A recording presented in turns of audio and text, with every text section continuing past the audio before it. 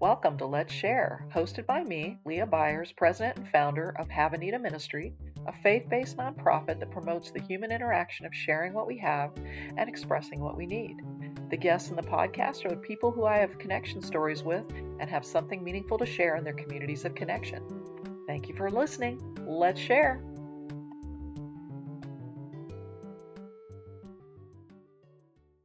Well, I am very honored and very excited and very aligned to the fact that we are talking to Boys and Girls Club of Citrus and Marion County and how important. Welcome and share yourself.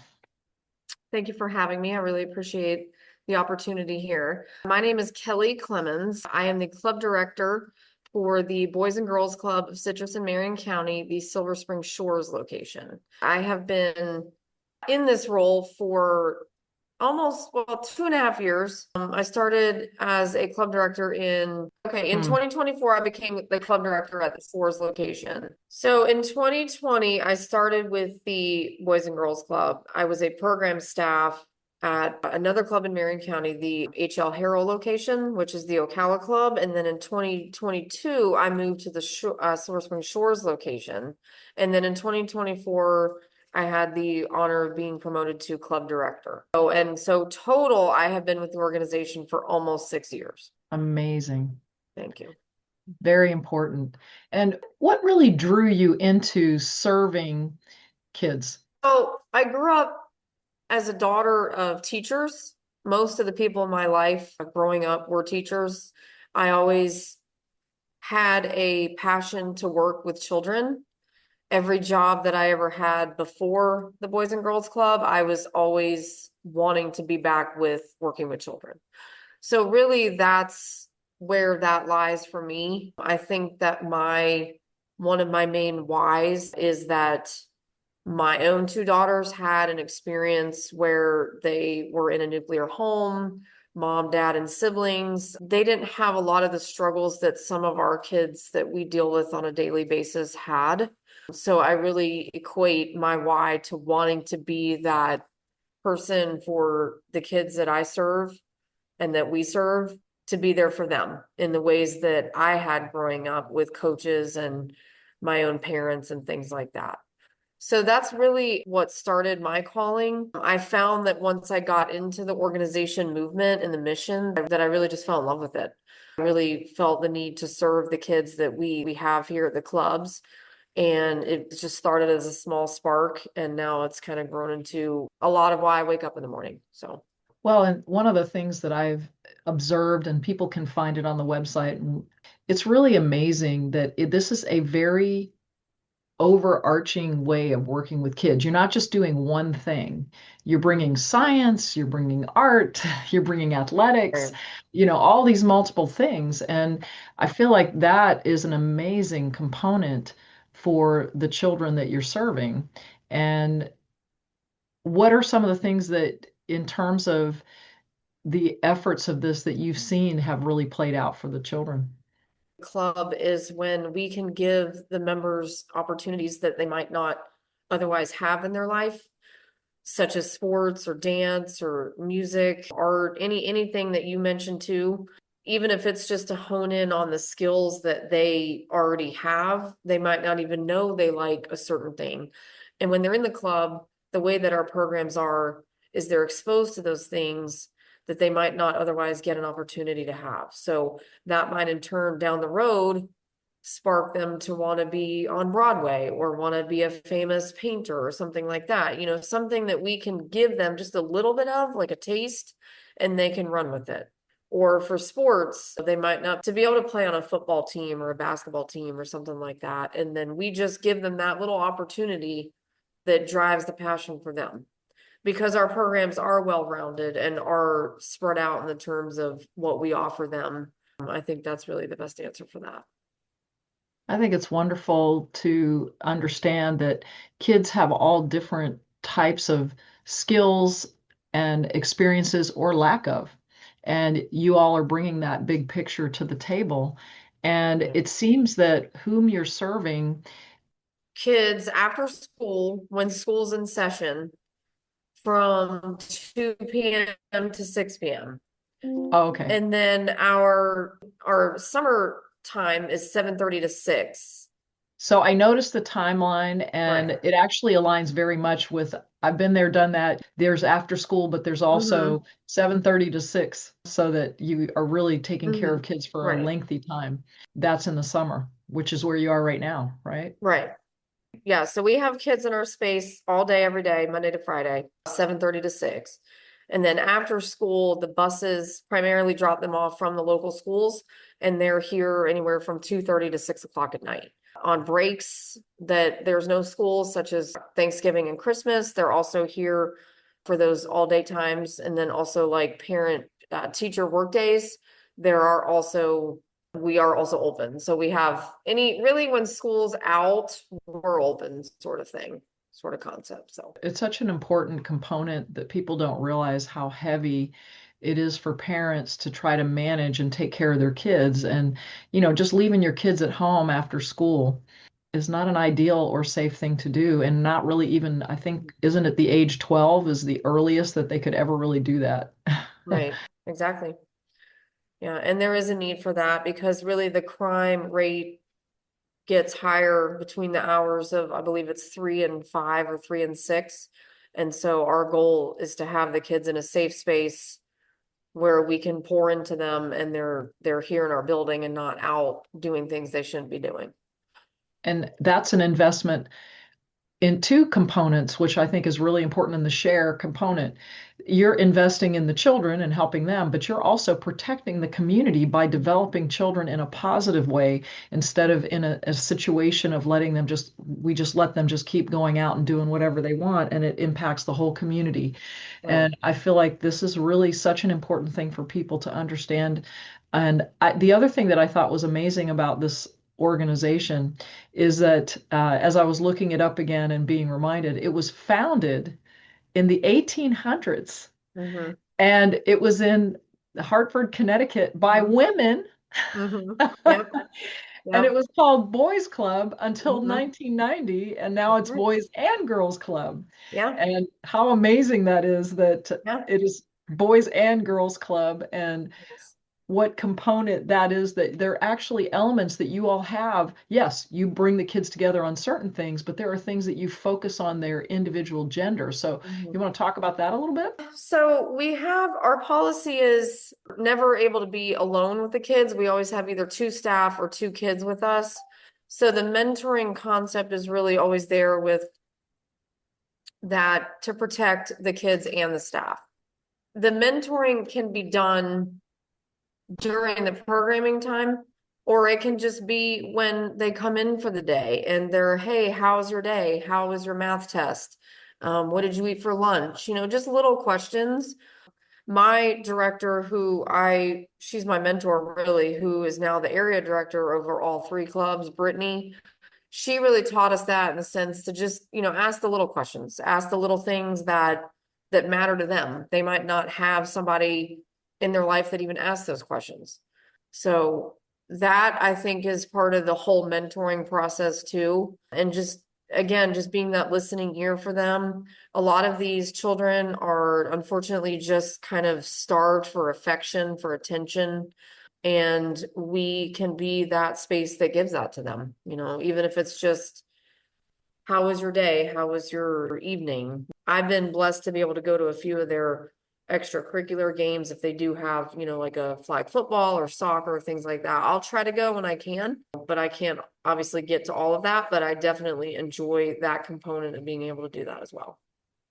And isn't it interesting too that boys and girls sometimes, again, can do everything together. You can ask them all kinds of questions.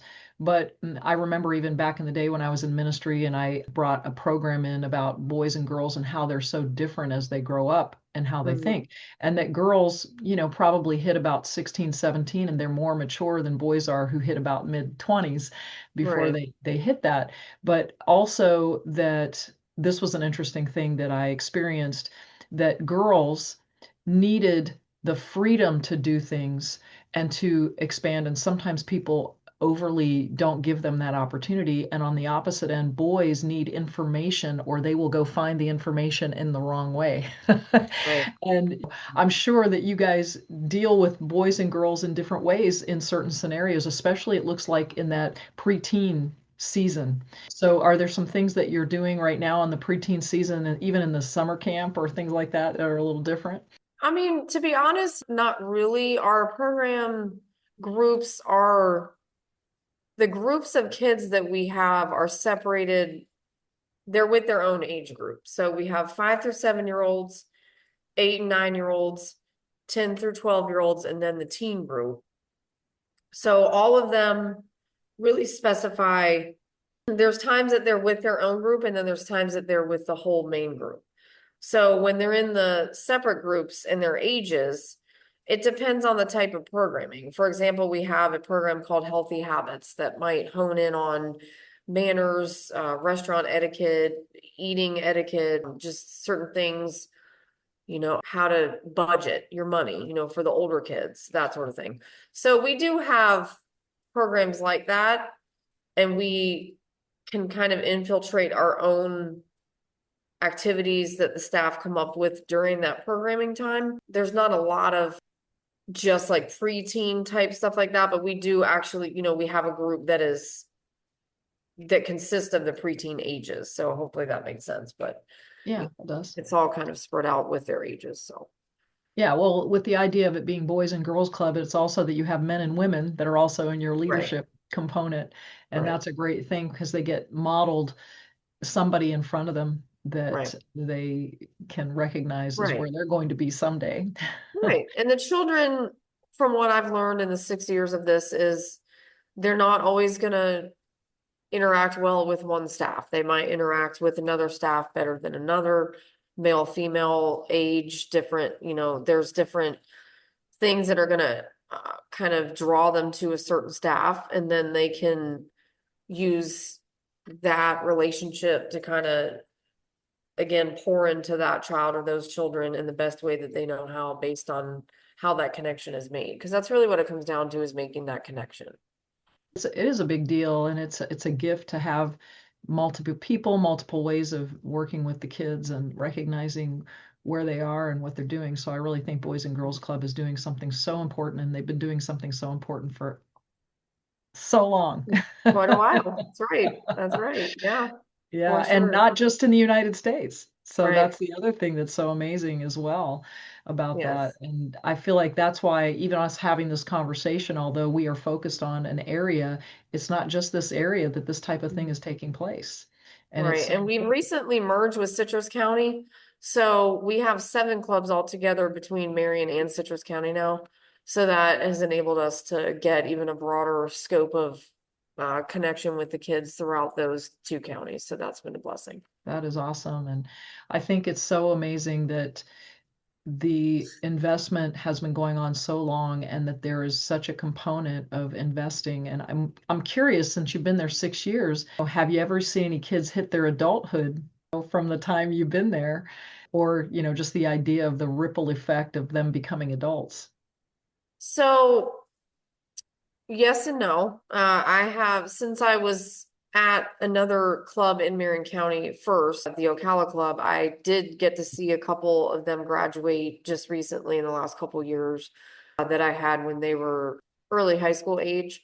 And then at the Shores location, the oldest we have is now 16. So he's got I think maybe 17. He will be a senior this coming school year.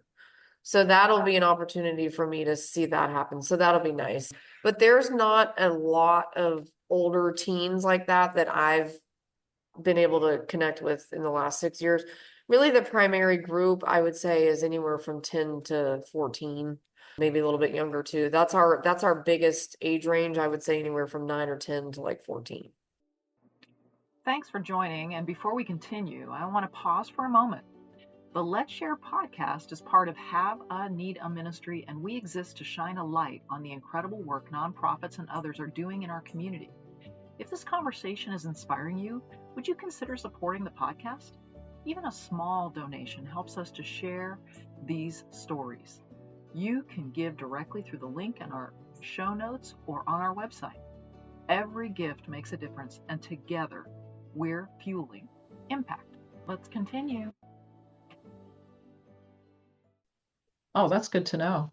And yeah, that is kind of a core age range for kids to really get this kind of service and to grow up with. Yeah, So, definitely. yeah. And in terms of the upcoming fall, which is going, you're going to blink and it's going to be here. Right. And also some of the things that you're doing, is there anything that you would like to share about what's coming? That especially now that you have a new county that you're aligned with. Right. So we do have a couple things. We have at the end of summer, each club respectively in Marion County at least will have what we call our end of summer bash. It's our last day of summer camp, which is July 31st. Every club varies with the timing, but mine will be primarily 10 a.m. to about 12 p.m. We will have bounce houses, water balloons, we'll have a cookout, just a fun day for the kids to come and celebrate their last day with us at the camp. And then in August, really one of our biggest fundraisers of the year is August 13th. It's a Thursday at 11 a.m. We have our annual luncheon. And that is a way for the community to come together to support the clubs. We all come together at the Ocala location over there off 200. So the address is 800 Southwest 12th Avenue. And if you're on Facebook, anybody that's in social media, that is being advertised right now. The tickets are available on the website. Also, you can get with any of the directors to purchase those. But that is a fun day. It's a lot of kid-led activities will be going on during that luncheon. So I definitely encourage those that are interested in that to purchase tickets and see what we're about. So. That's wonderful. And again, you guys are in a new season of collaboration, and I bet you could even double in terms of the Yeah, size of that would attendance. be And nice. Yeah. Yeah, that's for sure. fantastic. That's Yeah. fantastic. I think the collaboration is such a big deal and such a benefit to everybody in these communities, that they are kind of the fastest growing communities in the country right now. So Right, exactly. That is for sure. So yeah. Have you seen a big growth in the last few years? we've been somewhat steady. I think COVID kind of hit us a little bit hard back in 2020, but then since then we've been steadily growing. We've had just at my club alone, the summer is always a higher range of numbers, but there's been a steady increase going on through the last few years. Yes, ma'am. That's Yeah. great. And at this point, are there even any more spaces available for people to come into summer camp, or is it already full? We have a wait list, but with that said, there are spots at my location in Silver Spring Shores. We've tried to call some off the wait list, but it's also week 4 of summer, so a lot of parents have found a space for their children if not already. So that's definitely an option. If they still need a space for the summer, they could contact me or come by and we would give them a space here at my location. I can't speak for the other two offhand, but I do know that we have space at my club. Oh, that's good to know, because you never know. There could be one person that listens to this and goes, "Oh, I need a place for my kid." So this Right. is Yeah. perfect. Awesome. Yeah. And Yeah. that's wonderful.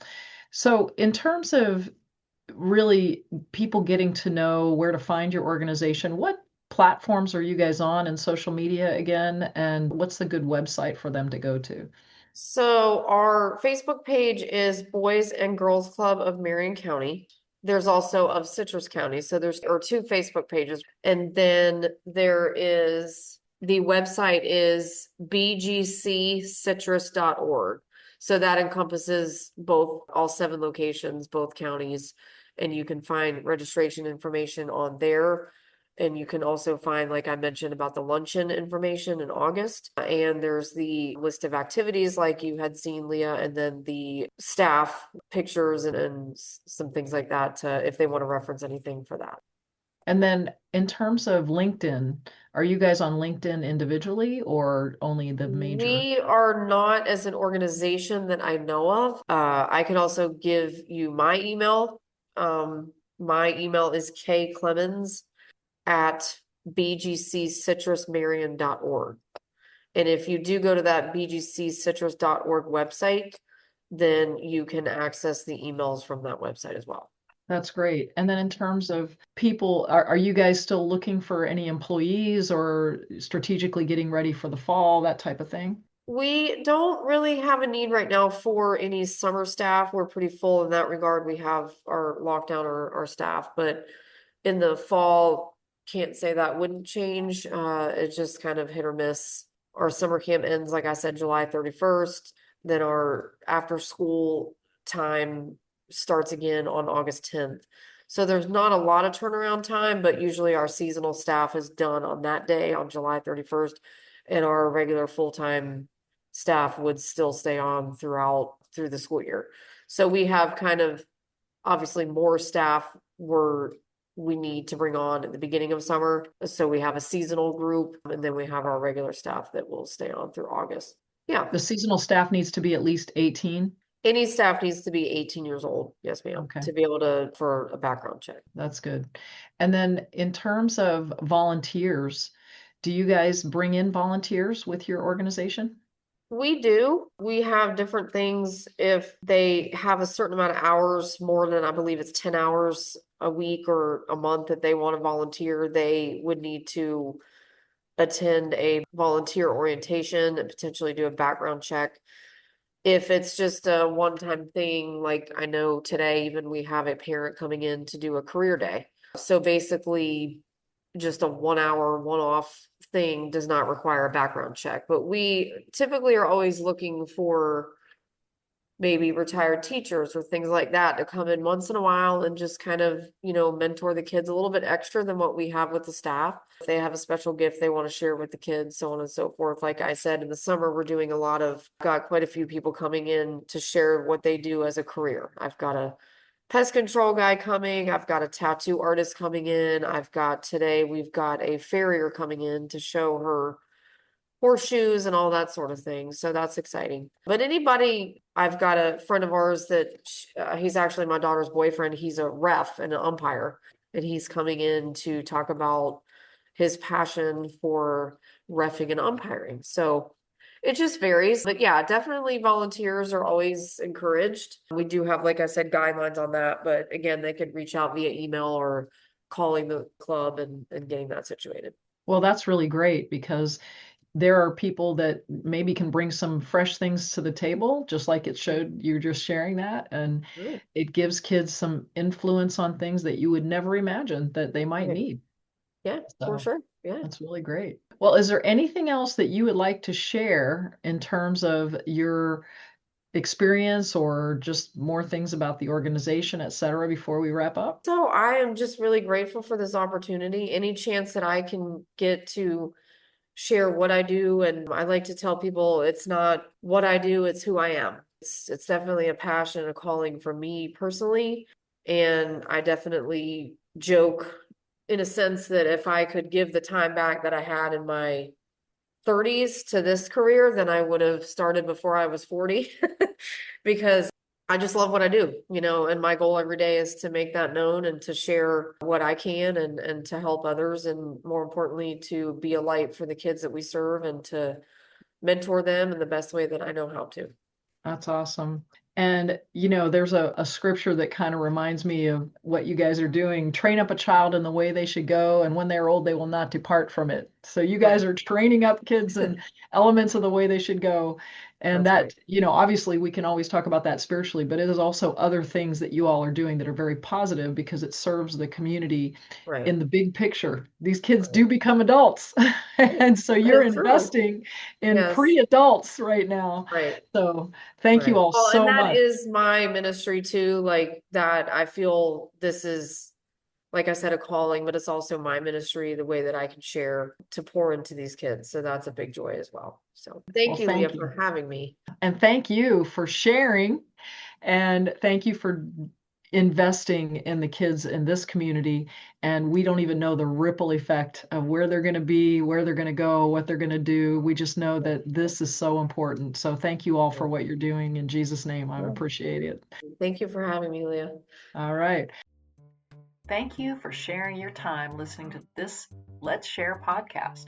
Our hope is that you receive some inspiration to give and receive, because giving plus receiving equals sharing. If you want to learn more about Have a Need a Ministry, go to haveaneedaministry.com. Look forward to connecting soon.